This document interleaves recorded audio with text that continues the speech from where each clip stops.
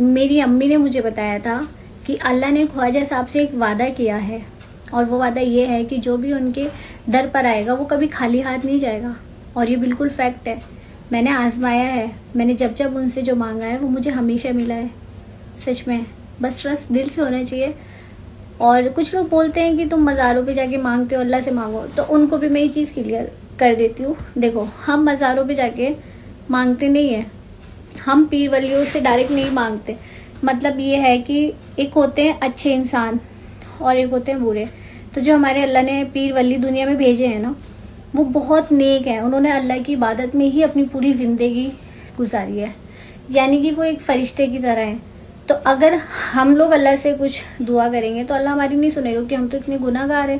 پر وہ اللہ کے پیر ولی ہیں، انہوں نے کبھی کوئی ایسا کام نہیں کیا جس سے اللہ کا نافرمان ہوا ہو. سمجھ رہے ہو؟ تو ان کی ہر ایک بات اللہ بہت جلدی سنتا ہے.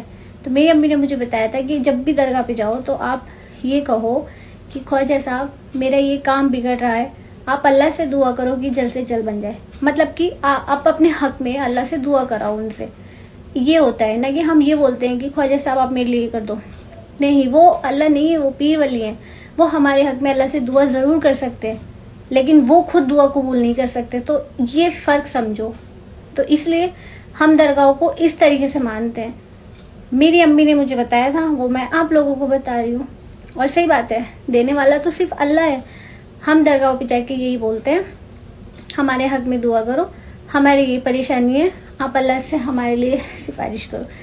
ایسا ٹھیک ہے. تو وہ لوگوں کی مینٹلٹی ہے. کچھ لوگ بول دیتے ہیں کہ اللہ وہ مطلب کچھ لوگ ایسا بولتے ہیں کہ درگاہ پہ جاؤ گے اور درگاہ والے کچھ دیں گے کیا. وہ مت سوچو. وہ اللہ کے نیک بندوں میں شامل ہیں، پیر ولیوں میں. ان کے ذریعے ہم اپنی دعائیں قبول کراتے ہیں. بس فرق اتنا ان کی جلدی قبول ہوتی ہے اور ہماری دیر میں، کیونکہ ہم نے اتنے اچھے کرم نہیں کر رکھے، اس لیے.